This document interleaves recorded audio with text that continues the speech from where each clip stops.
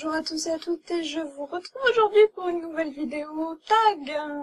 Je remercie Justine de Fairy Neverland pour m'avoir tagué pour ce dîner littéraire. Je vous avais dit que je préparais un dîner avec des invités assez prestigieux et je vous propose de découvrir tout de suite de qui je parlais. Le principe, on organise un dîner où on est 12 convives, donc logiquement 11 invités plus moi-même. Et chacun ayant une particularité que je vais vous citer tout de suite, je pense que ça pourrait être une soirée assez mémorable. Premier invité, un personnage qui sait ou aime cuisiner. Minnie Jackson, La couleur des sentiments, si vous ne l'avez pas lu. Cette cuisinière est incroyable, tant par son caractère que déjà par sa qualité en tant que chef. Et on va peut-être dire que je skipperai peut-être la tarte au chocolat ou caramélisée, etc. Je ne spoilerai pas pour ceux qui n'ont pas lu La couleur des sentiments, mais tout ce que je peux dire c'est que ça se rapporte un peu à une certaine polémique par rapport à la tarte au chocolat d'Ikea. Deuxième invité. Un personnage qui financerait la soirée. Largo Winch. Bah oui, tout qu'à faire. Autant prendre un beau jeune homme qui a beaucoup d'argent, autant dire un très riche héritier qui sait faire la fête. Ça c'est clair, je sens qu'on est capable d'avoir pas mal d'aventures en espérant qu'il ne nous ramène pas tout un tas de fous furieux à ses trousses pour, je sais pas, débarquer dans la soirée et qui a tout cassé sur le passage, non quand même.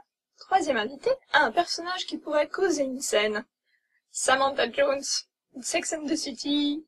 Et aussi, vous pouvez la découvrir dans Summer and the City, le volume 2 de la saga The Carrie Diaries, le journal de Carrie. Que dire à propos de Samantha? Je pense que son langage cru et ses remarques tout à fait déplacées, mais qui pour elle semblent tout à fait naturelles, peuvent en mettre plus d'un mal à l'aise. Quatrième personnage, un personnage drôle et amusant.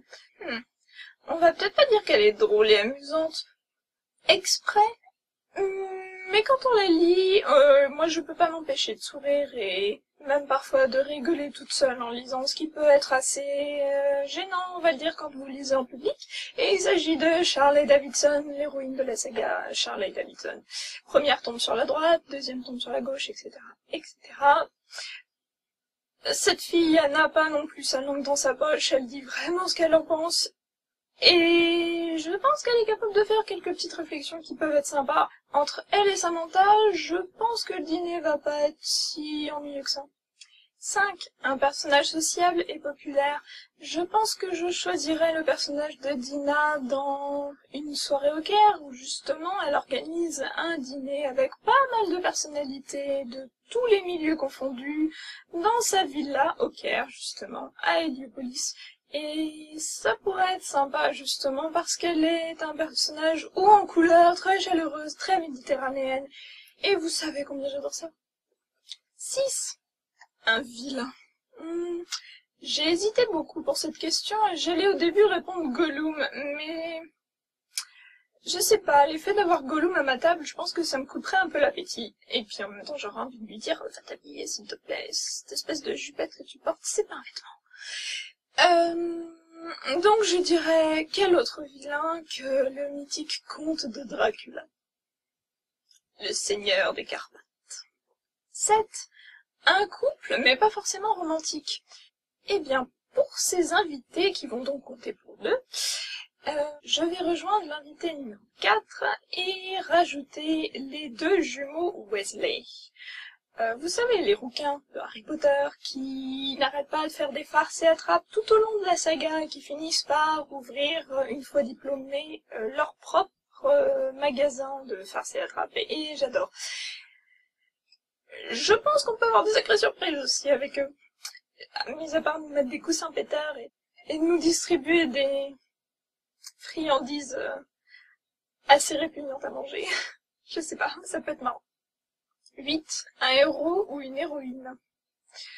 Je vais aller avec Hercule Poirot, parce que Hercule Poirot, comment vous dire, c'est un personnage haut en couleur. Parce que même s'il est très guindé, il a tendance à parler de lui à la troisième personne et à faire des réflexions très imbues de lui-même, sans même s'en rendre compte. Et disons que c'est un trait de caractère qui me fait plus que rire chez lui, parce que justement, ça finit par être tourné en dérision. Donc oui, Hercule Poirot, si jamais il parle de lui encore à la troisième personne, qui dit qu'il supporte pas les gens qui se font mousser, je sais pas, je vais recracher ma soupe par lui.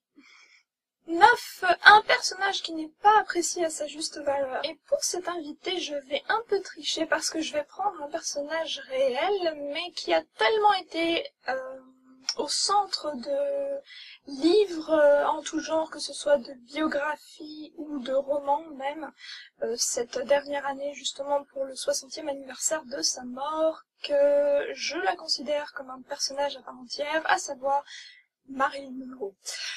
Pourquoi Marilyn? Parce que je pense que on a trop souvent l'image de blonde peroxydée, complètement creuse, et qui incarne le glamour d'un cinéma totalement dépassé, etc. Mais bien au-delà de ça, et comme j'avais pu le découvrir dans une de ses biographies qui avait été écrite par Anne Plantagenet et que j'avais chroniquée également dans le blog, je vous mettrai également le lien en dessous, c'est un personnage vraiment très complexe, parce que le personnage de Marilyn Monroe, c'est justement un personnage fabriqué de toutes pièces qui n'a absolument rien à voir avec Norma Jean Baker. Et même Norma Jean, on va dire que toute sa vie, cette fille a passé son temps à essayer de se façonner des personnages différents pour pouvoir attirer l'attention des gens et plaire à quelqu'un, parce qu'elle se sentait tellement rejetée de part et d'autre. Et ce qui malheureusement... Maintenant, pourquoi est-ce qu'elle n'a pas été appréciée à sa juste valeur? Vous me diriez, elle est quand même devenue une icône du cinéma américain et du cinéma tout court. Parce que je pense qu'elle a été trop souvent cataloguée, même elle, justement, le déplorait, dans des rôles de blonde crétine, qui étaient utilisés pour faire vendre des films qui n'avaient pas grand intérêt. Et son plus grand rêve, c'était de percer dans le cinéma dramatique et de réellement faire des films profonds, et je pense qu'elle aurait pu le faire parce qu'elle avait un réel talent de comédienne, bien malgré tout ce qu'on peut dire. Si vous analysez réellement son jeu, c'était vraiment une grande comédienne, une grande angoissée aussi, mais elle avait vraiment du potentiel. Voilà, donc je pense qu'elle a vraiment pas été appréciée à sa juste valeur, et c'est vraiment triste tout ce qui lui est arrivé. Donc Marilyn Monroe, et vous vous rendez compte quand même, tous les personnages qu'on a autour de cette table. Et enfin, 10, un personnage au choix, et là je vais rajouter ma carte Joker, Eric Northman. La communauté du Sud, la saga qui a été à l'origine de True Blood, le vampire norvégien, viking par excellence. Je pense que ça boucle notre superbe table de personnages absolument hauts en couleur. Que dire, sincèrement, entre lui, Largo Winch, un autre vampire, Dracula, Marilyn Monroe, Hercule Poirot? Sérieusement?